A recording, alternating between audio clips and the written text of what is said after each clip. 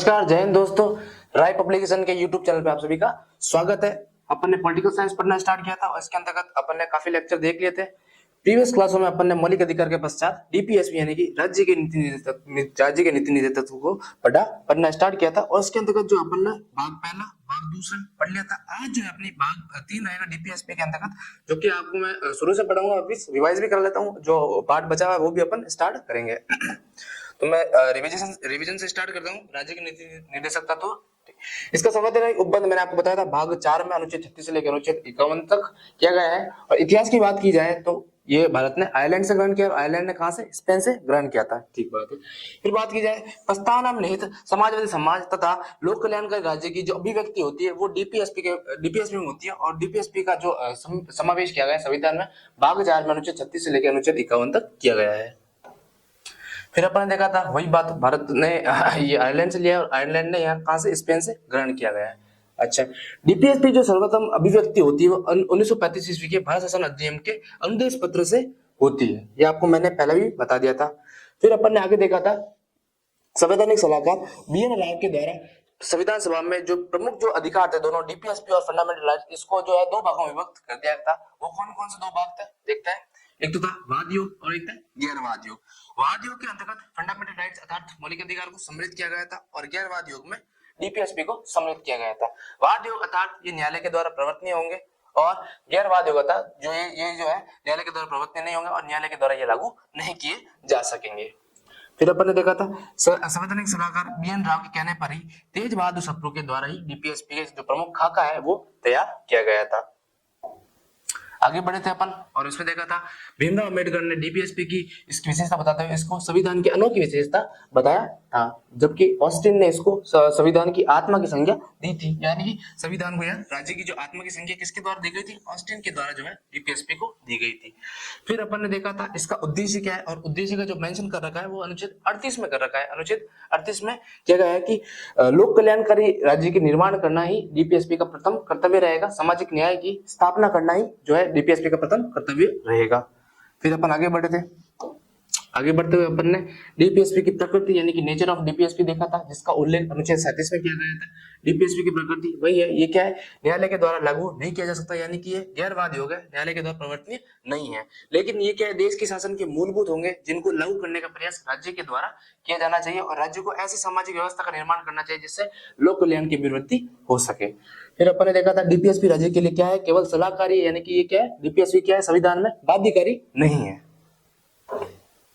फिर अपन ने इसका वर्गीकरण करते हुए जो है विभिन्न अनुच्छेद 36 से लेकर अनुच्छेद 51 में भाग 1 और भाग 2 में पढ़ना स्टार्ट किया था। अनुच्छेद 36 के अंतर्गत डेफिनेशन ऑफ स्टेट दे रखी है, यानी कि राज्य की परिभाषा दे रखी है और ये राज्य की परिभाषा वही है जो अनुच्छेद 12 में दी गई है।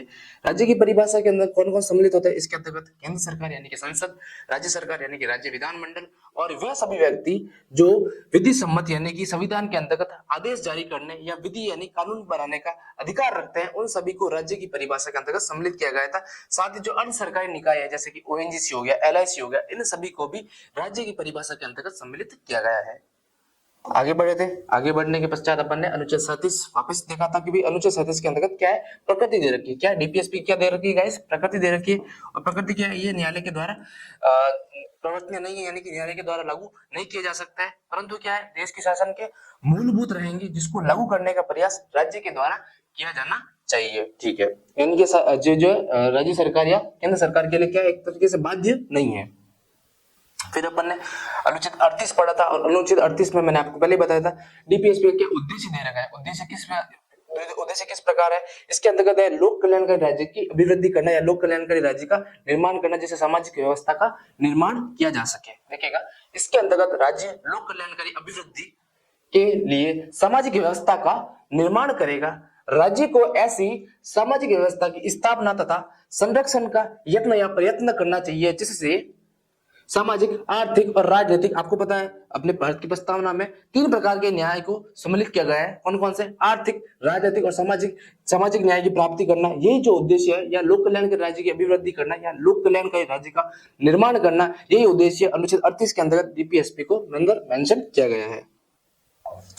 आगे देखे थे अपन ने अनुच्छेद 39 के अंतर्गत कुल टोटल 5 बातों का उल्लेख किया गया है कि राज्य को निम्नलिखित दिशा निर्देश जारी करने चाहिए, कुछ नीतियों का पालन करना चाहिए। अच्छा, अनुच्छेद 39 की बात की जाए तो इसमें ये दिया गया था कि राज्य को स्त्री तथा पुरुषों को समान जीविका साधन उपलब्ध कराने का प्रयास करना चाहिए। ठीक है, फिर अनुच्छेद 39 की बात की जाए, राज्य को भौतिक संसाधनों का आवंटन कुछ इस प्रकार से किया जाना चाहिए जैसे सामाजिक व्यवस्था का उत्थान हो तथा साथ ही सामाजिक कल्याणकारी योजना इस प्रकार से भौतिक आवंटन के जरिए करनी चाहिए जिससे लोक कल्याणकारी राज्य का निर्माण हो या लोक कल्याणकारी राज्य में अभिवृद्धि हो।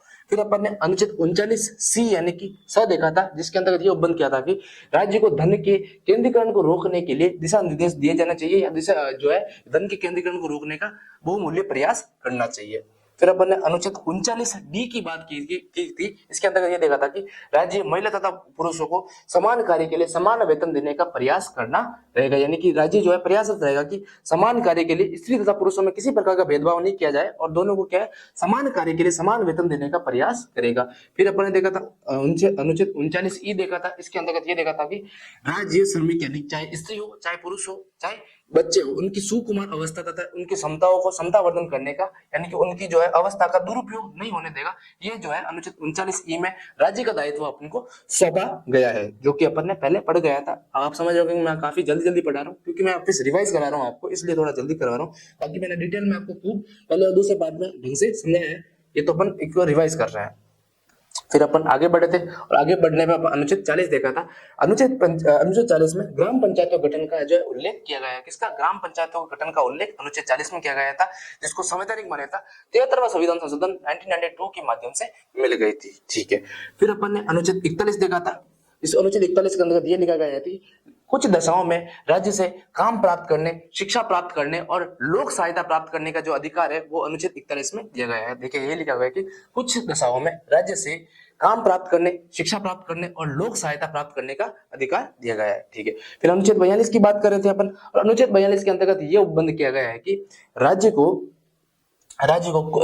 द्वारा जो काम किए न्यायोचित दशाएं प्रदान की जानी चाहिए, यानी काम की जो है न्यायोचित या न्याय संगत दशाएं, मानवोचित दशाएं तथा स्त्री प्रसूति के समय अवकाश का जो प्रावधान है वो अनुच्छेद 42 में किया गया है। यानी कि स्त्री प्रसूति के समय चाहे वो ऑर्गेनाइज सेक्टर हो या अनऑर्गेनाइज सेक्टर हो, दोनों ही सेक्टर में जो स्त्री प्रसूति के समय मातृत्व अवकाश जो दिया गया है वो अनुच्छेद 42 के अंदर उल्लेखित किया गया है। तथा जो काम की न्यायोचित दशाएं होनी चाहिए, यानी कि आपका जो जहाँ भी आप काम कर रहे हो वहां का जो इन्वायरमेंट है काफी हेल्थी होना चाहिए, वहां पे किसी प्रकार की कोई जैसे कि दुष्प्रभाव यानी पॉल्यूशन वगैरह नहीं होना चाहिए। इसका जो उल्लेख है वो अनुच्छेद 42 में किया गया है।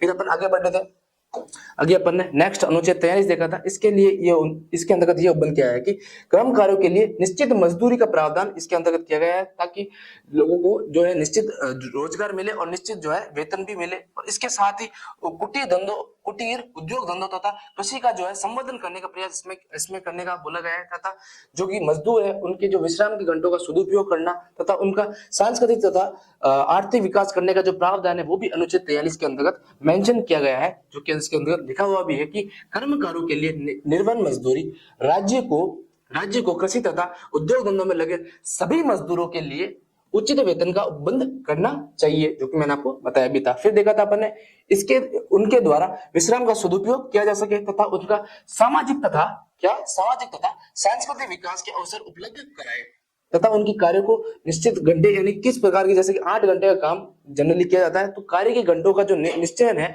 वो भी राज्य के द्वारा किया जाना चाहिए तथा राज्य को कुटीर उद्योग धंधों को प्रोत्साहन करने के लिए यत्न करने का प्रयास करना चाहिए। ठीक है, यहाँ पर अनुच्छेद 43 देखा था। फिर अपन आगे बढ़े थे इस तरीके से और अनुच्छेद 44 की ओर बढ़े थे।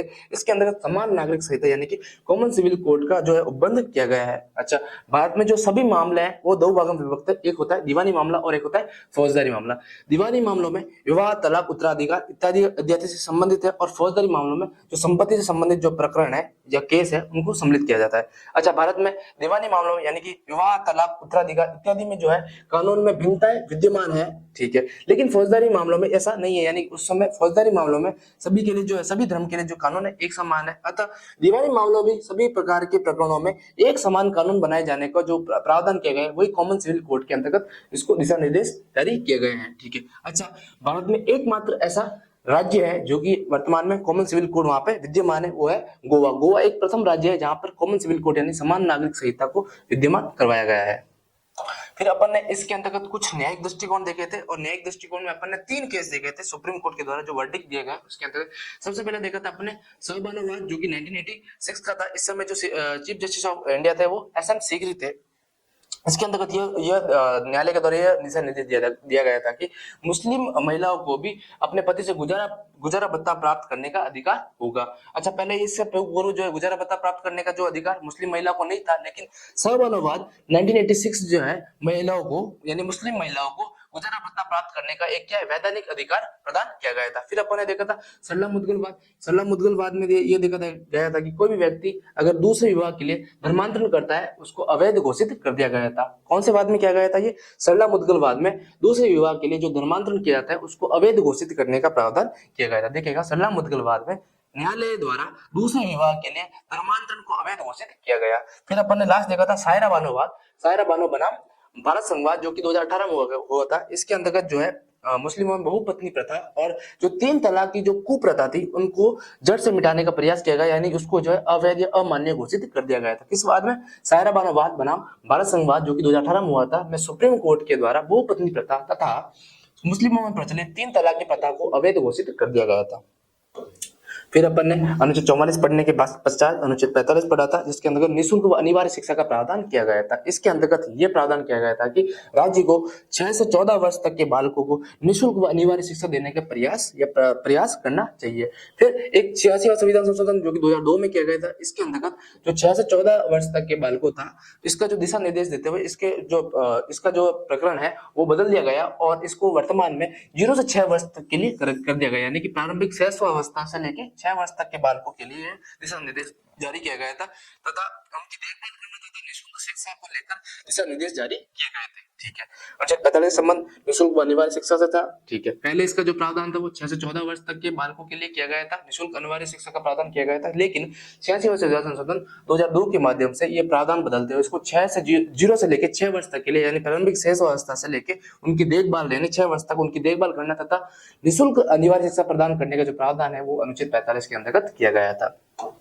फिर अपन ने अनुच्छेद 46 देखा था। इसके अंतर्गत यह बंद किया गया था कि राज्य के अनुसूचित जाति, अनुसूचित जनजाति तथा कुछ जो दुर्बल वर्ग है, कौन से दुर्बल वर्ग है, उनको आर्थिक तथा शैक्षणिक उन्नति के लिए राज्य के लिए कुछ दिशा निर्देश या कदम उठाने का प्रयास करना चाहिए। ठीक है, अनुच्छेद 46 का संबंध राज्य में अनुसूचित जाति, अनुसूचित जनजाति तथा कोई भी दुर्बल वर्ग हो उसके आर्थिक तथा शैक्षणिक उत्थान के लिए राज्यों को कुछ दिशा निर्देश यानी कदम उठाने का जो प्रयास अनुच्छेद 46 के अंतर्गत करना चाहिए। फिर अपन ने अनुच्छेद 47 देखा था, जिसमें यह देखा था कि लोक स्वास्थ्य में अभिवृद्धि तथा मद्यपान को निषेध करने का प्रावधान राज्य के द्वारा किया जाना चाहिए। ठीक है, अनुच्छेद 47 का संबंध लोक स्वास्थ्य में अभिवृद्धि यानी कि लोगों के यानी कि भारतीय जो जनता है उसके पोषाहार में वृद्धि करना या उनके स्वास्थ्य का ध्यान रखना, इसकी जो जिम्मेदारी है वो राज्य को सौंप दी गई है तथा शराब पर निषेध यानी प्रतिबंध लगाने का जो प्रावधान वो भी अनुच्छेद 47 के अंतर्गत किया जाना चाहिए। फिर अनुच्छेद 48 देखा था, जिसके अंदर यह बंद किया गया था कि राज्य को कृषि तथा पशुपालन का क्या करना चाहिए, संगठन करना चाहिए तथा गो हत्या पर प्रतिबंध लगाने का प्रयास करना चाहिए। फिर बता दूं, मैं अनुच्छेद 48 पढ़ा था, जिसके अंतर्गत यह बंद किया गया था कि राज्य को कृषि तथा पशुपालन का संगठन करना चाहिए तथा गो हत्या निषेध पर जो है कदम उठाने चाहिए। अनुच्छेद 49 देखा था आपने, 49 देखा था, जिसके अंदर यह बंद किया गया था कि राज्य को राष्ट्रीय महात्मा के स्मारकों तथा कलात्मक स्मृतियों को संरक्षण या संवर्धन करने का प्रयास करना चाहिए। क्या करना चाहिए? राज्य को राष्ट्रीय महत्व के स्मारकों, कलात्मक वस्तुओं को संरक्षण करने का प्रयास करना चाहिए। ठीक है, फिर अपन ने अनुच्छेद 50 देखा था, जिसके अंतर्गत राज्य को लोक सेवाओं में कार्य करने के लिए कार्यपालिका तथा न्यायपालिका को पृथककरण करने का प्रयास करना चाहिए, यानी कि दोनों में किस प्रकार कॉन्फ्लिक्ट नहीं हो और जो अपने दोनों का जो कार्य है वो स्वतंत्र तरीके से कर सके और स्वतंत्र रूप से अपने कार्यों का निर्वहन कर सके। इसका जो प्रावधान है अनुच्छेद 50 में किया गया है। राज्य को लोक सेवाओं में कार्यपालिका तथा न्यायपालिका को एक दूसरे से पृथक करने का प्रयास करने का प्रावधान इसके अंतर्गत किया गया है।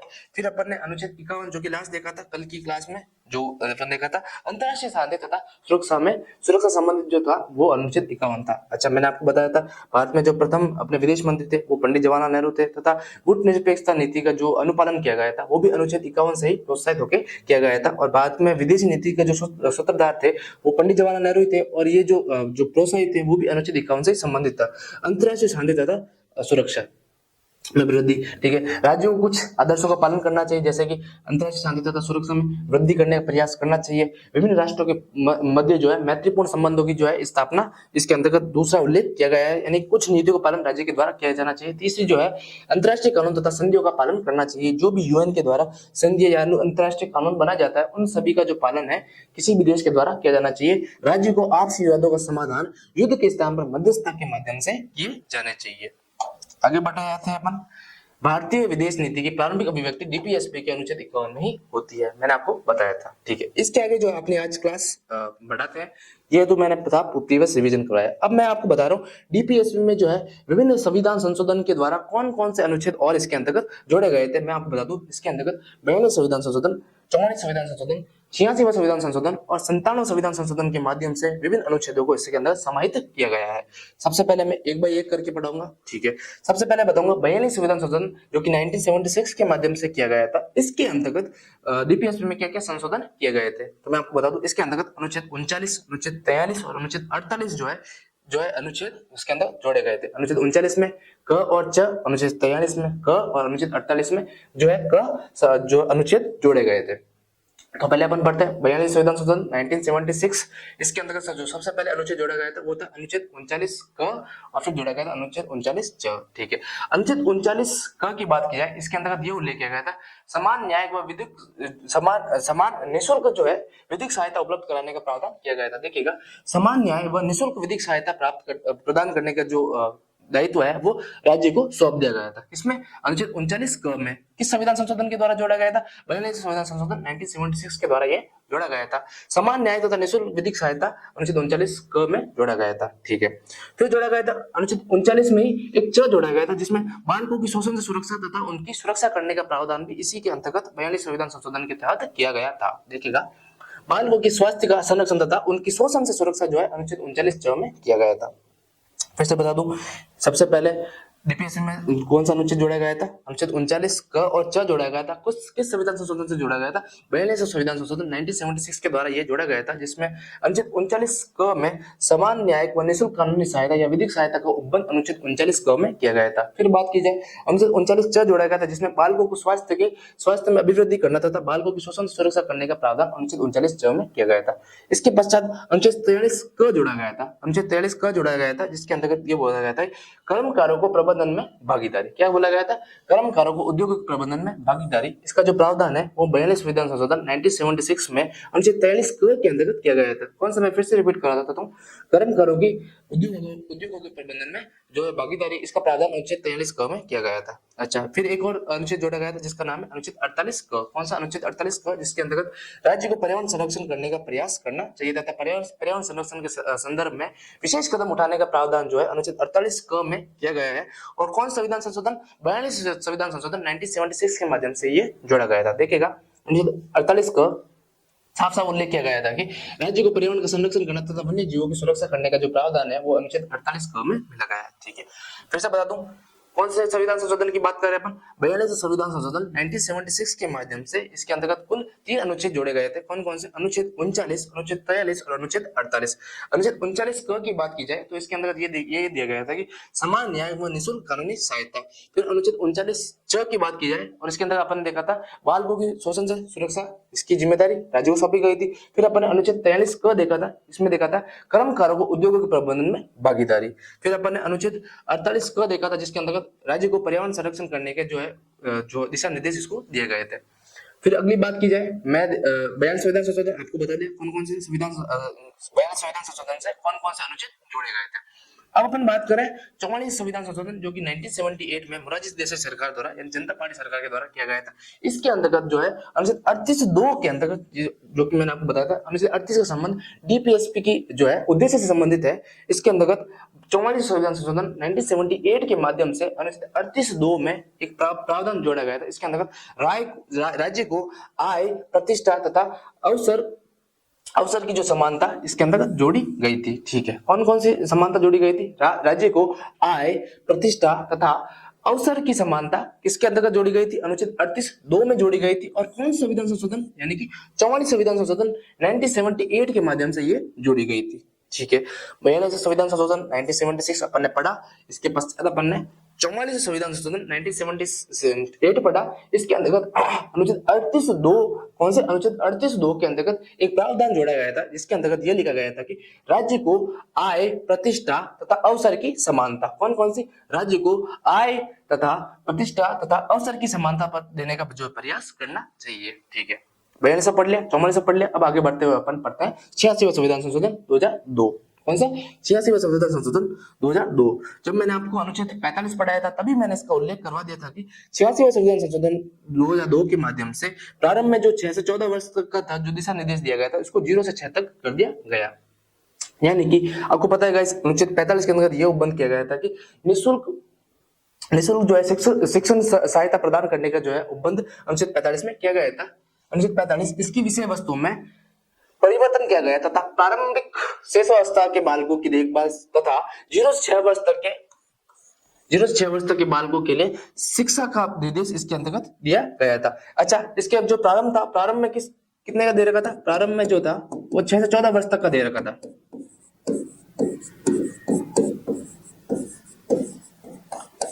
ठीक है, जब संविधान अपना लागू हुआ था 26 जनवरी 1950 में, जब अपना संविधान लागू हुआ था, तब अनुच्छेद 45 में जो विषय वस्तु दे रखी थी वो 6 से 14 वर्ष तक के लिए दे रखी थी। कितने?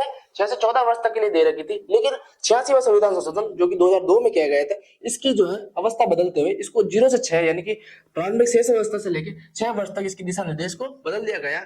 वर्तमान में 6 से लेकर 14 वर्ष तक के बालकों के लिए RTE यानी राइट टू एजुकेशन लागू कर दिया गया था, जिसका समावेशन मौलिक अधिकार में अनुच्छेद 21A में किया गया है, जो कि मैं आपको पहले ही पढ़ा चुका हूं। ठीक है, फिर एक लास्ट संविधान संशोधन के द्वारा और कौन सा जोड़ा गया था? 97वां संविधान संशोधन 2011 के माध्यम से अनुच्छेद 43 के अंतर्गत एक उपबंध यानी कि एक अनुच्छेद जोड़ा गया था, जिसके अंतर्गत सहकारी समितियों का प्रवेशन तथा उसके निर्माण की जो प्रक्रिया का प्रावधान दिया गया है। कौन से संविधान संशोधन से जोड़ा गया था? 97वां संविधान संशोधन 2011 के माध्यम से अनुच्छेद 43 ख के अंतर्गत सहकारी समितियों का निर्माण तथा इन्हें प्रोत्साहन का जो है अवसर प्रदान करने का जो उपबंध किया गया है, वो अनुच्छेद 43 ख में किया गया है। फिर से रिपीट करवा देता हूं एक साथ। विभिन्न संशोधनों के माध्यम से नीति निर्देशक तत्व कौन कौन से जोड़े गए थे?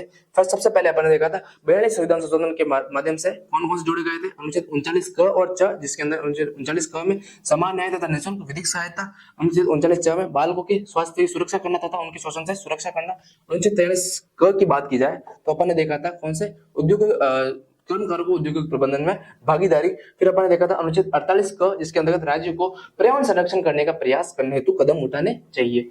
फिर अपन ने 44 संविधान संशोधन 1978 पढ़ा, जिसके अंतर्गत अनुच्छेद 38(ब) में एक चीज जोड़ी गई, जिसको राज्य में आय, अवसर तथा प्रतिष्ठा की समानता, इसको जोड़ा गया था। फिर अपन देखा था 86वां संविधान संशोधन जो कि 2002 में किया गया था। इसमें पहले जो अवस्था दे रखी थी वो 6 से 14 वर्ष तक के बालकों के लिए कुछ जो है शिक्षा का प्रावधान किया गया था, लेकिन इसको बदलते हुए, इसकी दिशा निर्देश को बदलते हुए इसको वर्तमान में 0 से 6 वर्ष तक के लिए कर दिया गया है। ये कौन सा पढ़ा अपन ने? 86वां संविधान संशोधन 2002 पढ़ा। फिर इसके पश्चात अपन ने 97वां संविधान संशोधन 2011 पढ़ा, जिसके अंतर्गत अनुच्छेद 43 ख एक और नया अनुच्छेद जोड़ा गया था, जिसमें सहकारी समितियों का जो है नियमन तथा उसको प्रोत्साहन करने तथा उसका निर्माण करने का जो है प्रावधान किया गया था। तो आपको समझ में आया होगा। आगे बढ़ते हैं अपन। ठीक है, अब अपने इसको निष्कर्ष निकालते हैं। अपन ने अपने डीपीएसपी पूरा पढ़ लिया, अपन ने 36 से लेकर अनुच्छेद 51 तक पढ़ा, बहुत डीपली अपन ने पढ़ ला। जो अपनी तीसरी क्लास है ये अभी जो डीपीएसपी के ऊपर है, तो इसकी क्या क्या कमियां हैं। ठीक है, फिर आपको पहली कमी तो मैं आपको वैसे ही बता दूं कि इसके अंदर जो है वैधानिक शक्ति का अभाव पाया जाता है, यानी कि ये जो न्यायालय के द्वारा प्रवर्तनीय नहीं है, अर्थात न्यायालय द्वारा वाद योग्य न्यायालय के द्वारा लागू नहीं किए जा सकता है। ठीक है, सबसे पहले जो है यही इसकी जो सबसे बड़ी कमी है, देखिएगा, वैधानिक शक्ति का अभाव, न्यायालय द्वारा बाध्यकारी नहीं, यानी कि ना तो ये न्यायालय के द्वारा ये जो है प्रवर्तनीय है या न ही ये न्यायालय के द्वारा लागू नहीं किए जा सकते। ठीक है, तो ये वैधानिक शक्ति का इसके अंतर्गत अभाव है। एक संविधान सभा में एक संविधान सदस्य थे, कौन थे? केटी शाह। इन्होंने इसकी कमी को दिखाते हुए एक स्टेटमेंट दिया था कि ये एक ऐसा चेक है जिसका भुगतान बैंक पर छोड़ दिया गया है। कौन सा? ये ऐसा चेक है जिसका भुगतान बैंक की इच्छा पर छोड़ दिया गया है। ये स्टेटमेंट डीपीएसपी के संदर्भ में केटी शाह के द्वारा कहा गया था। देखिएगा, केटी शाह ने क्या स्टेटमेंट दिया था? यह एक ऐसा चेक है जिसका भुगतान बैंक की इच्छा पर छोड़ दिया गया है। ठीक है, एक महापुरुष, एक और महापुरुष थे जिसका जो कि संविधान सभा के सदस्य थे, टी कृष्णमाचार्य ने इसको भावनाओं को कोडागर की संज्ञा दी गई है। यानी कि राज्य के नीति निर्देशक तत्वों को भावनाओं की कोडागर की संज्ञा किसके द्वारा दी गई थी? टी कृष्णमाचार्य के द्वारा दी गई थी। ठीक है, अपन कंक्लूजन पढ़ रहे हैं। कंक्लूजन के तहत अपन सबसे पहले ये देखा था कि इसके अंतर्गत क्या क्या कमियां है। तो सबसे पहले इसकी बड़ी कमी है, इसके अंतर्गत वैधानिक शक्ति का अभाव पाया जाता है, क्योंकि न्यायालय के द्वारा लागू नहीं किया जा सकता है। ठीक है, इसी को कोट करते हैं अपन ने दो महापुरुषों के स्टेटमेंट देखे। सबसे पहले केटी शाह ने इसको ऐसे चेक की संख्या दी है जिसको भुगतान करने की जो इच्छा है वो बैंकों के ऊपर छोड़ दी गई है। फिर अपन ने टी कृष्णमाचार्य का स्टेटमेंट देखा, इन्होंने डीपीएसपी को भावना की कोडागर की संज्ञा दी गई है। ठीक है, फिर तीसरा स्टेटमेंट अपन देखते हैं संवैधानिक टकराव का कारण। ठीक है, के संतानम आपको पता है गाइस, आप सब भली भांति परिचित हो गए। के संतानम ने भी एक स्टेटमेंट दिया था कि डीपीएसपी के कारण केंद्र के अंतर्गत प्रधानमंत्री तथा राष्ट्रपति तथा राज्य में मुख्यमंत्री तथा राज्यपाल के अंदर मतभेद की आशंका पैदा हो सकती है। इसका स्टेटमेंट के संतानम का स्टेटमेंट है, संवैधानिक टकराव की आशंका। किस प्रकार संवैधानिक टकराव हो सकता है? इन्होंने ये बताया कि केंद्र में राष्ट्रपति तथा प्रधानमंत्री के मध्य तथा राज्य में मुख्यमंत्री तथा राज्यपाल के मध्य मतभेद होने की आशंका डीपीएसपी के तहत हो सकती है। संवैधानिक टकराव का कारण के संतानम ने स्टेटमेंट क्या दिया है? डीपीएसपी के कारण भारत में केंद्र तथा राज्यों के मध्य राष्ट्रपति तथा प्रधानमंत्री के बीच एवं राज्यपाल तथा मुख्यमंत्री के बीच संवैधानिक टकराव की आशंका बनी रहती है। ठीक है, मैंने आपको ये कोट कर दिया है। कौन कौन से महापुरुष के स्टेटमेंट देखे? केटी सर का देखा, जो डीपीएसपी को एक ऐसा चेक की संज्ञा दी जिसकी भुगतान जो है बैंक की इच्छा पर छोड़ दिया गया है। फिर अपन ने किसकी? टी कृष्णमाचार्य का स्टेटमेंट देखा, भावना का कूड़ागर, इन्होंने ये बोला है। ठीक है, तीसरा स्टेटमेंट अपन के संतानम का देखा, और के संतानम ने बड़ा स्टेटमेंट दिया था कि ये जो है संवैधानिक टकराव का कारण हो सकता है। केंद्र और राज्य के मध्य, राष्ट्रपति तथा प्रधानमंत्री के मध्य, मुख्यमंत्री तथा राज्यपाल के मध्य संवैधानिक टकराव का है जो कारण बन सकता है। फिर बात की जाती है, ये भी कहा जाता है कि एक प्रभुता संपन्न राष्ट्र में डीपीएसपी क्या एक अस्वाभाविक और अप्रासंगिक है। क्या है? एक प्रभुता संपन्न राज्य में डीपीएसपी क्या है? अस्वाभाविक और अप्रासंगिक है, अनुचित तथा अव्यवहारिक भी इसको कहा जाता है। ठीक है, लेकिन क्या है? इसकी खाली कमियां ही है, इसके कुछ महत्व नहीं है। बिल्कुल इसका जो है महत्व है, इसका महत्व मैंने आपको कई जगह बताया कि राज्य के लिए ऐसे नीतियों का पालन किया जाना चाहिए जिससे लोक कल्याण का राज्य बन सके। इसकी जो सर्वाधिक जो है प्रभावना है, ये सर्वाधिक जो उल्लेख है वो डीपीएसपी में होता है। और एमसी छागला, यानी कि एक एमसी छागला पुरुष हुआ है, एमसी छागला ने इसके महत्व को स्टेटमेंट दर्शाते हुए एक चीज बोली है। एमसी छागला इन्होंने एक बात बोली है कि यदि भारत डीपीएसपी के नियमों का पालन करे, यदि भारत डीपीएसपी का पालन करे तो भारत धरती पर स्वर्ग की भांति चमकने लगेगा।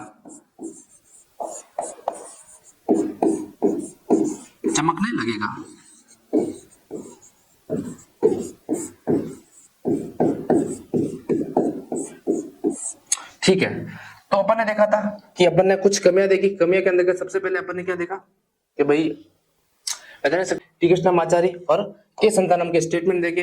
फिर अपन ये भी देखा कि एक प्रभुता संपन्न राष्ट्र में डीपीएसपी क्या थोड़ी अस्वाभाविक है। लेकिन मैंने आपको बताया था क्या इसकी कमियां ही है? जी नहीं, कमियां ही नहीं, इसके बहुत महत्व है। जब आपको कोई मेंस में लिखने को पूछे भाई इसके क्या क्या इसका आलोचनात्मक परीक्षण कीजिए, तो आप थोड़ी सी कमियां लिख देना, लेकिन थोड़े महत्व है वो अपने ज्यादा लिखना है, क्योंकि महत्व के ऊपर ज्यादा फोकस होना चाहिए। डीपीएसपी एक बहुत ही शानदार है जिसके अंदर दो महापुरुष अपने ऑस्टिन और डॉक्टर भीमराव अम्बेडकर को कोट करते हुए ये लिख सकते हैं कि डॉक्टर भीमराव अम्बेडकर ने डीपीएसपी को संविधान की अलौकिक विशेषता मानी है तथा ऑस्टिन ने डीपीएसपी को राज्य की आत्मा की संज्ञा इसको दी गई है। ठीक है, इसके पश्चात एक और स्टेटमेंट है एमसी छागला का स्टेटमेंट भी आप कोट कर सकते हैं, जिसके अंदर ये लिखा गया था कि यदि भारत डीपीएसपी के दिशा निर्देशों का पालन करे तो भारत जो है धरती पर स्वर्ग की भांति चमकने लगेगा। और भी इसके महत्व ये देखेगा कि अनुच्छेद 38 के अंदर लोक कल्याणकारी राज्य का जो निर्माण करने का जो प्रावधान है वो भी अपन ने इसके अंतर्गत जी देखा गया है। तो गाइस अपन ने इसकी कमियां और इसके क्या महत्व होने चाहिए वो अपन ने देख लिया है। अब आगे अपन बढ़ते हैं और आगे बढ़ते हुए अपन जो है फंडामेंटल राइट्स तथा डीपीएससी में बेसिक क्या डिफरेंस है, क्या क्या डिफरेंस है वो अपन देख सकते हैं। इसके ऊपर जो है 100 शब्द या 50 शब्द में या 15 शब्द में भी जो है कहीं भी क्वेश्चन पूछा जा सकता है। अपने आरएस में हो चाहे आईएएस में भी यहाँ पे क्वेश्चन पूछे जा सकते हैं इसके अंदर। ठीक है, तो मैं आपको ये जो है यानी कि 7 या 8 डिफरेंस बताऊंगा। अभी फंडामेंटल राइट्स वैसे आपको पता है, लेकिन मैं आपको यही आपको प्रोवाइड करने की जो है इच्छा रखता हूँ। भाई आपको डीपीएसपी यही मैं आपको प्रदान करवा दूं। डीपीएसपी और तथा फंडामेंटल राइट्स में बेसिक क्या डिफरेंस होते हैं। तो सबसे पहला डिफरेंस ये है कि ये गैरवादी हो गया, अर्थात ये न्यायालय के जो फंडामेंटल राइट्स है ये वादी हो गया, अर्थात न्यायालय के द्वारा प्रवर्तनीय है, न्यायालय के द्वारा लागू करवाया जा सकता है। किंतु जो डीपीएसपी है वो गैरवादी हो गया, अर्थात न्यायालय के द्वारा प्रवर्तनीय नहीं है तथा ना ही ये न्यायालय के द्वारा लागू करवाए जा सकते हैं। देखिएगा, पहला यह न्यायालय में प्रवर्तनीय है, इन्हें न्यायालय के माध्यम से लागू करवाया जा सकता है। यानी कि क्या है, ये वाद योग्य, क्या है गाइस, वाद योग्य, वाद योग्य। ठीक है, फिर अपन ने देखा था यह न्यायालय में प्रवर्तनीय नहीं है, इन्हें न्यायालय के माध्यम से लागू नहीं करवाया जा सकता था। ये क्या है, ये गैरवाद योग्य, गैरवाद योग्य। ठीक है, आगे देखते हैं दूसरा डिफरेंस। मूल अधिकार का जो प्रावधान है वो पर्टिकुलर किसी एक व्यक्ति यानी कि भारत के नागरिकों के लिए किया गया है, जबकि डीपीएसपी का जो प्रावधान है वो संपूर्ण राज्य के लिए किया गया है। ये किसी एक व्यक्ति के लिए नहीं, अर्थात संपूर्ण राज्य के लिए इसका निर्माण किया गया है। देखिएगा, मूल अधिकार का प्रावधान व्यक्तियों के लिए किया गया है, जबकि डीपीएसपी का जो प्रावधान है वो राज्य के लिए किया गया है। सबसे पहला डिफरेंस देखा था, ये न्यायालय के द्वारा क्या है, वाद हो गया था, न्यायालय के द्वारा प्रवर्तनीय है, ये न्यायालय के द्वारा जो है लागू करवाए जा सकते हैं। किसकी बात करो, फंडामेंटल राइट्स की। फिर बात करें डीपीएसपी में, ये न्यायालय के द्वारा गैरवादी हो गए, ये न्यायालय के द्वारा प्रवर्तनीय नहीं है, अर्थात न्यायालय के द्वारा लागू नहीं किए जा सकते। फंडामेंटल राइट्स किसी पर्टिकुलर व्यक्ति के लिए मिलते हैं, जबकि ये क्या है, पर्टिकुलर एक स्टेट के लिए, एक राज्य के लिए मिलते हैं। ठीक है, ठीक है, इसका जो तीसरा डिफरेंस है, इसका जो उद्देश्य है एक लोक कल्याणकारी राजनीतिक व्यवस्था का निर्माण करना है। क्या है गाइस, फंडामेंटल राइट्स का जो उद्देश्य है वो क्या है, एक लोक कल्याणकारी राजनीतिक व्यवस्था। कौन सी, एक लोक कल्याणकारी राजनीतिक व्यवस्था का जो निर्माण करने का जो प्रावधान है फंडामेंटल राइट्स के अंतर्गत किया गया है। वही बात करें अपन डीपीएसपी की, तो इसका उद्देश्य आर्थिक तथा सामाजिक प्रजातंत्र का निर्माण करने का उद्देश्य है वो डीपीएसपी के अंतर्गत दिया गया है। तीसरा डिफरेंस देख रहे थे, तीसरा डिफरेंस क्या है, इसका उद्देश्य लोक कल्याण का, लोकतांत्रिक राजनीतिक व्यवस्था का निर्माण करना है। यानी कि एक लोकतांत्रिक राजनीतिक व्यवस्था का निर्माण किस प्रकार से किया जाता है, ये जो है फंडामेंटल राइट्स के अंतर्गत उल्लेखित किया गया है, जबकि इसका जो है सामाजिक तथा आर्थिक प्रजातंत्र की स्थापना करना इसका मूल मंतव्य दिया गया है। फिर अपन चौथा डिफरेंस देखते हैं, इनके पास क्या है, वैधानिक शक्ति विद्यमान है। यानी कि फंडामेंटल राइट्स क्या है, एक न्यायालय के द्वारा लागू करवाया जा सकता है, यत्न प्रवर्तनीय है, यानी कि इसके पास क्या एक वैधानिक शक्ति विद्यमान है, जबकि डीपीएसपी के बाद किसी प्रकार की वैधानिक शक्ति विद्यमान नहीं है। यानी क्या है, ये गैर वैधानिक, यानी कि वैधानिक शक्ति इसके पास विद्यमान नहीं है। इनके पास नैतिक तथा राजनीतिक शक्ति विद्यमान है। जिस प्रकार से फंडामेंटल राइट्स के पास वैधानिक शक्ति विद्यमान है, उसी तरह इनके पास नैतिक और राजनीतिक शक्ति विद्यमान होती है। लेकिन इनके पास जो है किसी प्रकार की वैधानिक शक्ति विद्यमान नहीं होती, ये न्यायालय के द्वारा लागू नहीं करवाया जा सकता है। तीसरा चौथा अपन ने देखा था, चौथा डिफरेंस क्या था, इसके पास क्या है, वैधानिक शक्तियां विद्यमान है। फंडामेंटल राइट्स अर्थात मौलिक अधिकार के पास वैधानिक शक्तियां विद्यमान है, जबकि डीपीएसपी की बात की जाए, इनके पास नैतिक तथा राजनीतिक शक्तियां का विद्यमान होती है। अगला डिफरेंस देख रहे हैं अपन, इनके द्वारा व्यक्तिगत कल्याण को प्रोत्साहित किया जाता है। आपको पता है गाइस, मैंने आपको पहले ही बताया था, फंडामेंटल राइट्स जो है किसी पर्टिकुलर व्यक्ति को प्रदान होता है, जबकि डीपीएसपी जो है पर्टिकुलर एक राज्य को प्रदान होता है, यानी संपूर्ण राज्य को प्रदान होते हैं। अब इसकी बात क्या है, ये व्यक्तिगत कल्याण को प्रोत्साहित करने का जो काम है वो फंडामेंटल राइट्स का है। यानी फंडामेंटल राइट्स का जो पांचवा बड़ा डिफरेंस है वो ये है कि इनके द्वारा व्यक्तिगत कल्याण को प्रोत्साहन किया जाता है, जबकि इसमें जो है सामुदायिक कल्याण या फिर संपूर्ण राज्य के यानी लोक कल्याणकारी राज्य की अभिवृद्धि करने के लिए सामूहिक कल्याण को जो है प्रोत्साहन दिया जाता है। ठीक है, छठा डिफरेंस अपन ने, सॉरी पांचवा डिफरेंस देखा अपन ने, क्या देखा था, इसके अंतर्गत जो है व्यक्तिगत कल्याण को प्रोत्साहन किया जाता है। किसमें, डीपीएसपी के अंतर्गत व्यक्तिगत कल्याण को प्रोत्साहित किया जाता है, जबकि इसके अंदर लोक कल्याण के राज्य के लिए सामूहिक कल्याण को है प्रोत्साहन दिया जाता है। फिर अपन अगला डिफरेंस देख रहे थे, इनकी प्रकृति क्या है, नकारात्मक है, अर्थात ये राज्य को कुछ काम करने से रोकती है, कुछ कार्य करने से रोकती है तथा राज्य के विरुद्ध होते हैं। मैंने आपको पहले बताया था, फंडामेंटल राइट्स पर्टिकुलर एक व्यक्ति को मिलता है, अतः इसको अंतर्गत राज्य के द्वारा कुछ कार्य करने के लिए इसको रोका जाता है, इसकी प्रकृति नकारात्मक है। जबकि डीपीएसपी की बात की जाए तो इसकी प्रकृति क्या है, सकारात्मक है, अर्थात ये क्या है, पॉजिटिव है, और ये क्या है, नेगेटिव है। ठीक है, पॉजिटिव कैसा है ये गाइस, क्योंकि ये राज्य कुछ काम करने के लिए दिशा निर्देश देती है। मैंने आपको बताया था कि सारे अनुच्छेद में राज्य को कुछ दिशा निर्देश संविधान के द्वारा दिए गए थे कि आपको कुछ दिशा निर्देशों को क्या है, पालन करना चाहिए। तो बात की जाए फंडामेंटल राइट्स की, तो ये क्या है, इनकी जो प्रकृति है कुछ नकारात्मक है। अच्छा, आप पूछोगे नकारात्मक क्यों, क्योंकि ये राज्य को कुछ काम करने से रोकती है, यानी कि राज्य को किसी पर्टिकुलर नागरिक के मौलिक अधिकार हनन करने से रोकती है, यानी कि इसकी प्रकृति क्या हो गई, नकारात्मक हो गई, क्योंकि राज्य को कुछ काम करने से रोकती है। जबकि डीपीएसपी की जो प्रकृति है वो सकारात्मक है। सकारात्मक क्यों है, क्योंकि राज्य को कुछ कार्य करने के लिए क्या देती है, दिशा निर्देश जारी करती है। छठा देख लिया। फिर अपन जो है लास्ट जो है वो देखते हैं इसके अंदर क्या डिफरेंस होता है। मैंने आपको बताया था अनुच्छेद 20 और अनुच्छेद 21 जो है आपातकाल के दौरान निलंबन नहीं किए जा सकते, जबकि बाकी सभी अन्य अनुच्छेद है वो आपातकाल के दौरान निलंबित हो सकते हैं। यही बात इसके अंदर सातवां डिफरेंस है कि अनुच्छेद 20 और अनुच्छेद 21 को छोड़कर बाकी सभी अनुच्छेदों को आपातकाल के दौरान निलंबित किया जा सकता है। ठीक है, जबकि डीपीएसपी की बात की जाए, जब तक इन्हें लागू नहीं किया जा सकता, ये क्या है, बंद अवस्था में ही रहते हैं, यानी कि निष्क्रिय अवस्था में ही रहते हैं। आपको पता है जब तक इनको लागू नहीं किया जा सकता, किसी राज्य के द्वारा लागू नहीं किया जाता, तो ये क्या है, एक निष्क्रिय यानी कि निलंबित अवस्था में ही पड़े रहते हैं। सादा डिफरेंस देखेगा, अनुच्छेद 20 और अनुच्छेद 21 को छोड़कर आपातकाल के दौरान मौलिक अधिकारों को निलंबन किया जा सकता है। मैंने आपको बताया था। फिर ये स्थायी रूप से निलंबन अवस्था में बने रहते हैं जब तक कि राज्य के द्वारा इनका क्रियान्वयन नहीं किया जाता। ठीक है, मैंने आपको पहले ही बताया था। तो अपन ने 7 डिफरेंस देख लिए। कौन कौन से डिफरेंस देखे थे? सबसे पहले ये देखा था कि ये न्यायालय के द्वारा प्रवर्तनीय होते, अर्थात ये न्यायालय के द्वारा लागू करवाए जा सकते हैं, यानी कि ये वाद योग है। जबकि डीपीएसपी न्यायालय के द्वारा प्रवर्तनीय नहीं है, ये न्यायालय के द्वारा लागू नहीं किया जा सकता, अतः ये क्या है, गैर वाद योग है। फिर अपन ने दूसरा डिफरेंस देखा था, इसका मूल अधिकार का प्रावधान है पर्टिकुलर एक व्यक्ति के लिए, व्यक्ति विशेष के लिए किया गया है, जबकि डीपीएसपी का जो प्रावधान है वो संपूर्ण राज्य के लिए किया गया है।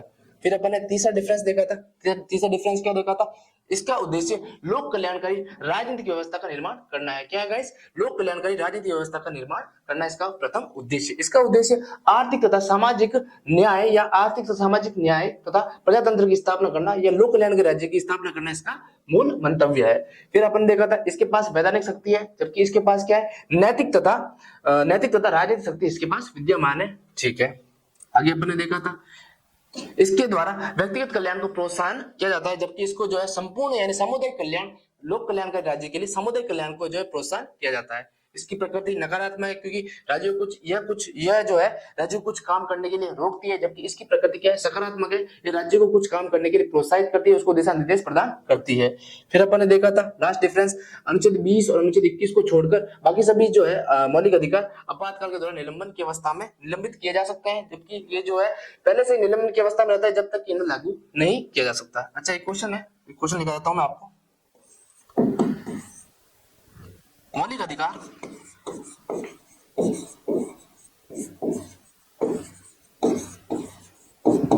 तथा डीपीएसपी यानी राज्य की नीति तत्वों में अंतर स्पष्ट करें। ठीक है, इसको आपको 50 शब्द में लिखना है।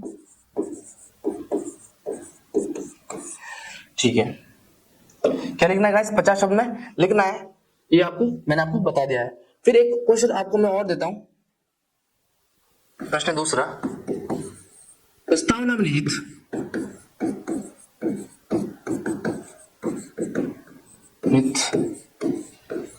सामाजिक न्याय की अभिव्यक्ति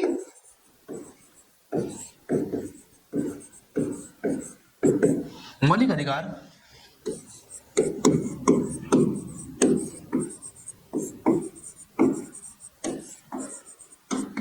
तथा राज्य के नीति निर्देशक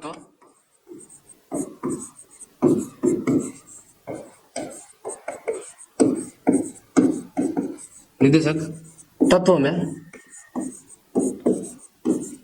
होती है। क्या आप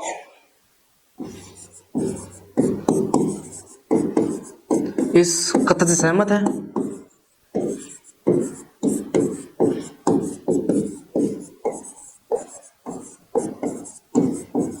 विवेचना कीजिए।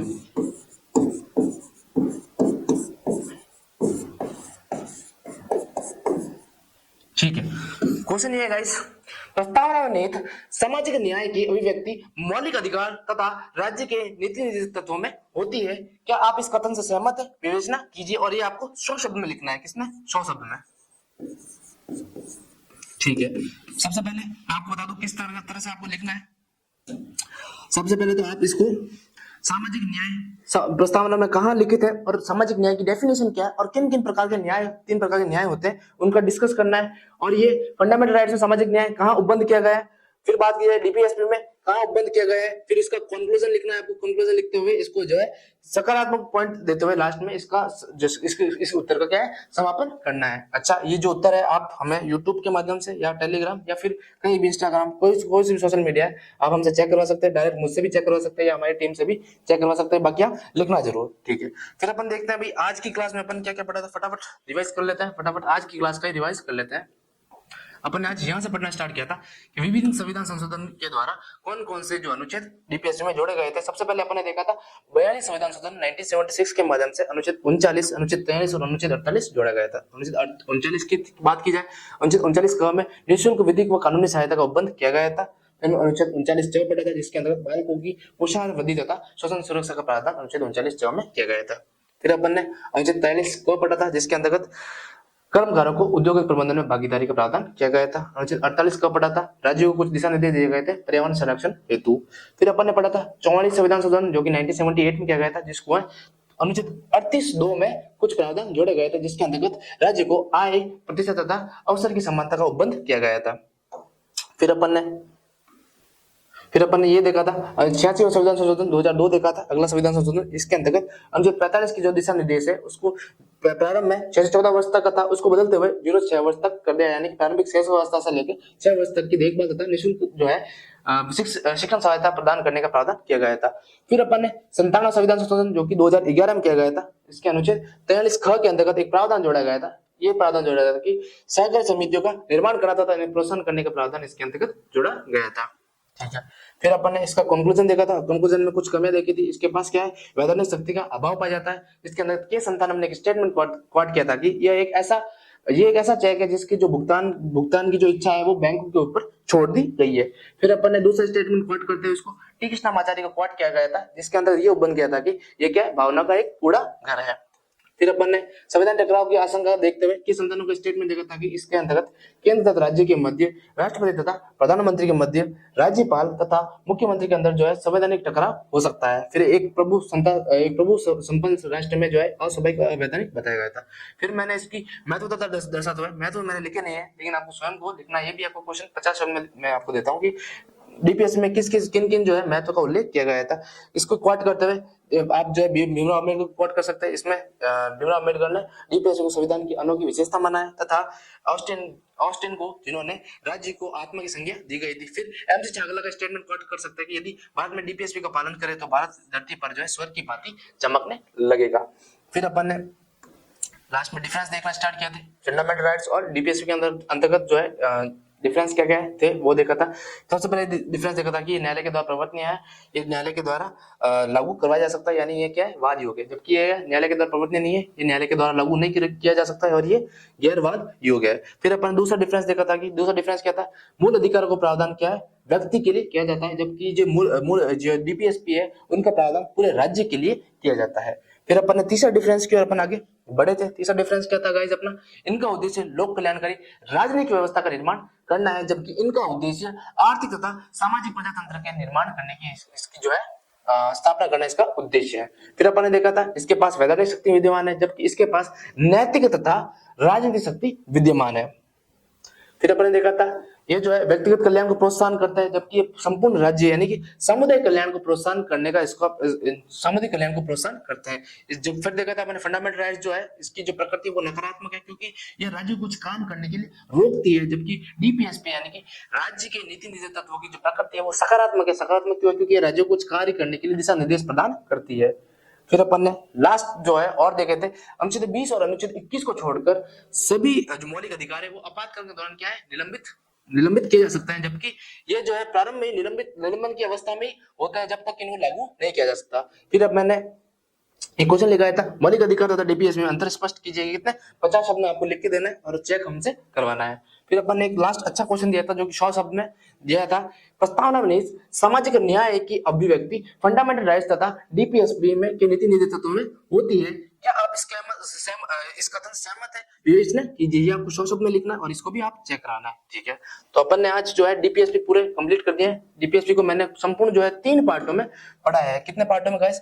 अपने डीपीएसपी जो है 3 पार्टों में पढ़ाया था, जिसमें अनुच्छेद 36 से लेकर अनुच्छेद 51 तक ब्रीफली डिस्कस किया है, तथा इसके क्या क्या न्यायिक दृष्टिकोण रहे, न्यायिकवाद रहे, क्या इनके महत्व है, क्या इनकी कमियां है, क्या क्या स्टेटमेंट है, क्या क्या इसमें डिफरेंस होना चाहिए और ये कहां से लिया गया था, इनकी भूमिका प्रश्नों में पढ़ाते हुए मैंने आपको बड़ा ही डीपली में, जो कि आईएएस तक आरएस तक जो आपकी सफिशिएंट रहेगा वो आपको पढ़ाया है। तो अपन ने संविधान में जो शुरू से पढ़ते हुए, ऐतिहासिक पृष्ठभूमि से पढ़ते हुए जो है अपन कहां तक डीपीएसपी तक पहुंच गए। अगला जो अपना लेक्चर रहेगा वो मौलिक कर्तव्य से रिलेटेड रहेगा, जो कि अपना अगला लेक्चर बनाएंगे, ठीक है।